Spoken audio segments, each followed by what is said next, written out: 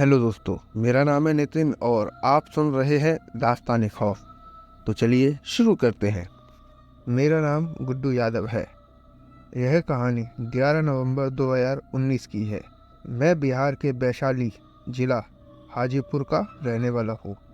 मैं आप सभी के साथ एक कहानी शेयर करना चाहता हूँ।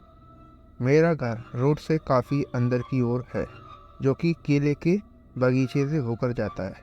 साथ के साथ उसी रास्ते में एक कुआं भी पड़ता है।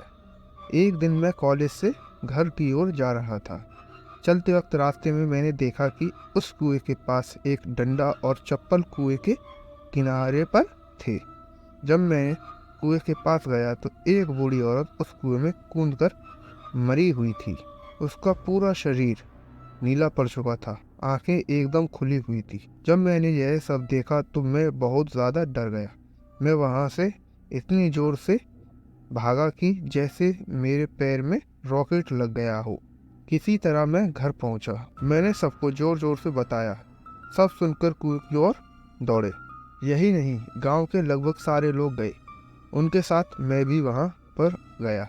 गांव वाले उस बूढ़ी औरत को देखकर पहचान गए। गांव वालों ने उस बूढ़ी औरत के परिवार वालों को बताया तो उसके परिवार वाले भी आए। इसके बाद उस बूढ़ी औरत के बच्चे को रस्सियों से बांधकर कुएं में भेजा गया।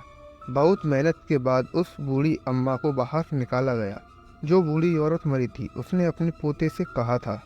उसके पोते ने गांव वालों को कहा कि उसकी दादी को उसके माता पिता रोज गाली देते हैं, काम करवाते थे और तो और कभी कभी मारते भी थे।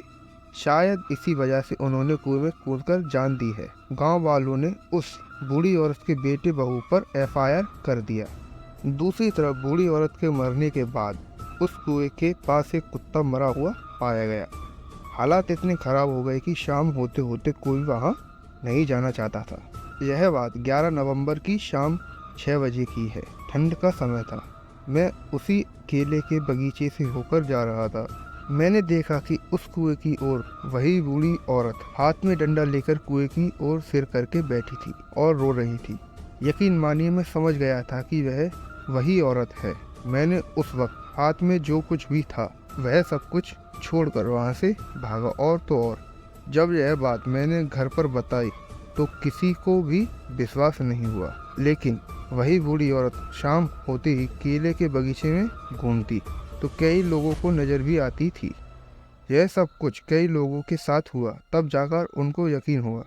जब यह बात धीरे धीरे गांव में फैली तब लोगों ने साधु संतों को बुलाकर उस कुएं की पूजा करवाई। उसे हमेशा के लिए बंद करवा दिया। सच कहूँ तो अभी भी मैं उस रास्ते से जाता हूँ तो अचानक उस कुएं में नजर आती है। अभी भी मुझे बहुत डर लगता है। और तो और रात के समय ऐसे रास्तों से आने जाने से यह कहानी मेरे बुरे वक्त में से एक थी। मिलते हैं एक और नई कहानी के साथ। तब तक अपना और अपनों का ध्यान रखें।